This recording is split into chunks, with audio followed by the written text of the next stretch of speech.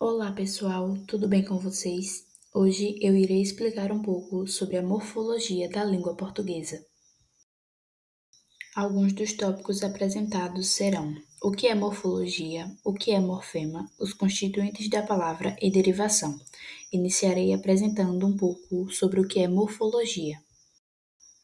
De acordo com Leonor Cabral, a morfologia pode ser entendida como a parte da gramática que estuda as menores unidades de significado da língua, chamada de morfema, e também as maiores unidades, que são as palavras. Ela analisa como essas unidades aparecem, suas variações, como se organizam dentro da língua, os processos de formação de palavras e a classificação das classes gramaticais. Agora apresentarei um pouco sobre o que é o morfema. O morfema é a menor parte de uma palavra que carrega um significado. Ele pode ser classificado em morfema lexical e em morfema gramatical. O morfema lexical é capaz de gerar uma outra palavra com o mesmo significado, pois possui a raiz da palavra, ou seja, o radical. Tomemos como exemplo a palavra pedra, que possui o radical pedra. A partir dela, podemos criar a palavra pedreira, que possui o mesmo radical da palavra pedra, ou seja, foi originado uma nova palavra através de um mesmo radical. Já o morfema gramatical nos dá uma informação gramatical da palavra, como por exemplo o gênero e o número. Temos como exemplo a palavra patos.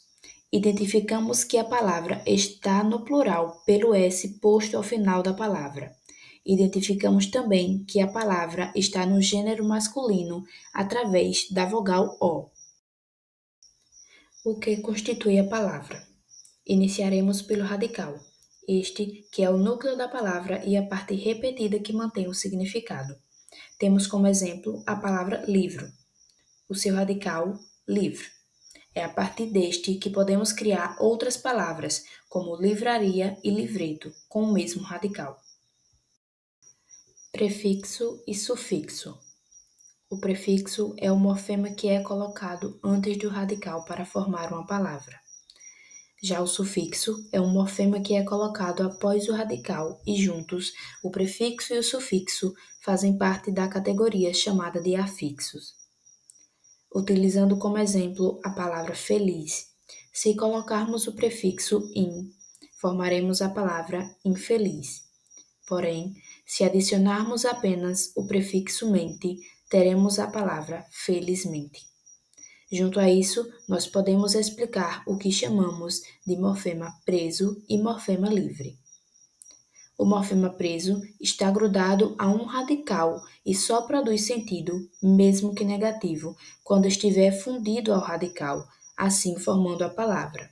Já o morfema mente é um outro morfema preso, assim como o morfema in. Porém, ele é capaz de produzir sentido e de formar uma nova palavra. O radical feliz, ele não precisa de prefixo in e nem do prefixo mente para existir como palavra. Ou seja, ele é um morfema livre. A vogal temática é a vogal que se une ao radical para formar o tema. Por exemplo, na palavra casa, o cas é o radical e o a é a vogal temática e não indica um gênero. Temos também as desinências.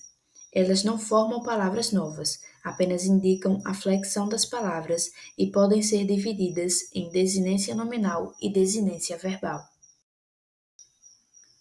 A desinência nominal pode ser flexionada em gênero, número e grau, e a desinência verbal pode ser flexionada em modo, tempo, número e pessoa. Alguns exemplos de desinências nominais e verbais. Nas nominais, temos a desinência de gênero, que indica masculino e feminino, como por exemplo na palavra advogado e advogada. A vogal O, ao final da palavra advogado, indica o gênero masculino, assim como a vogal A, ao final da palavra advogada, indica o gênero feminino. Desinência de número, singular e plural.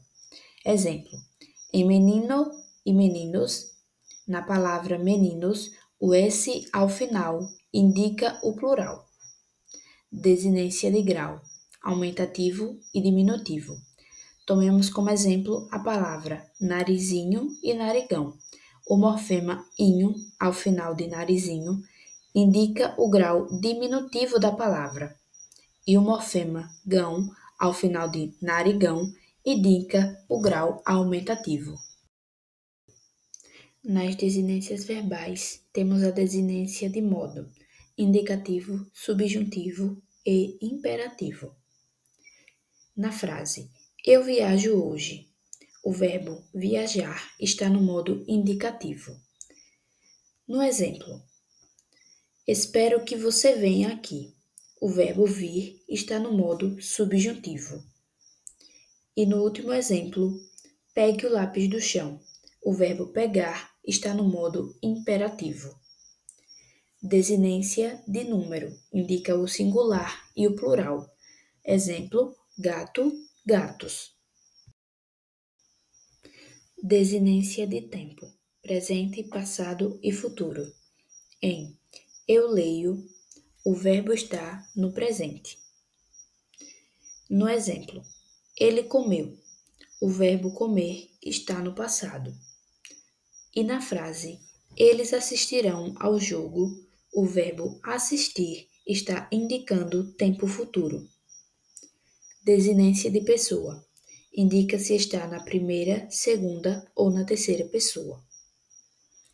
Exemplo, eu e nós indica a primeira pessoa do singular e do plural. Tu, vós indica a segunda pessoa, singular e plural. E por último, ele, ela, eles, elas indica a terceira pessoa do singular e do plural, respectivamente. O processo de derivação cria palavras que são derivadas de outras palavras. Temos a derivação prefixal, derivação sufixal e a derivação parasintética. Na derivação prefixal, adicionamos o prefixo à frente do radical e formamos uma palavra. A exemplo do morfema in e a palavra possível, formaremos a palavra impossível. Na derivação sufixal, o sufixo é adicionado após a palavra. Por exemplo, gentil mais o sufixo esa, formaremos a palavra gentileza.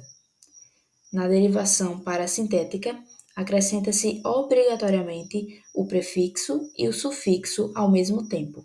Exemplo, o prefixo a mais a palavra manhã mais o sufixo esser forma a palavra amanhecer. Para finalizar tudo o que já foi explicado, temos uma frase de Matoso Câmara Júnior.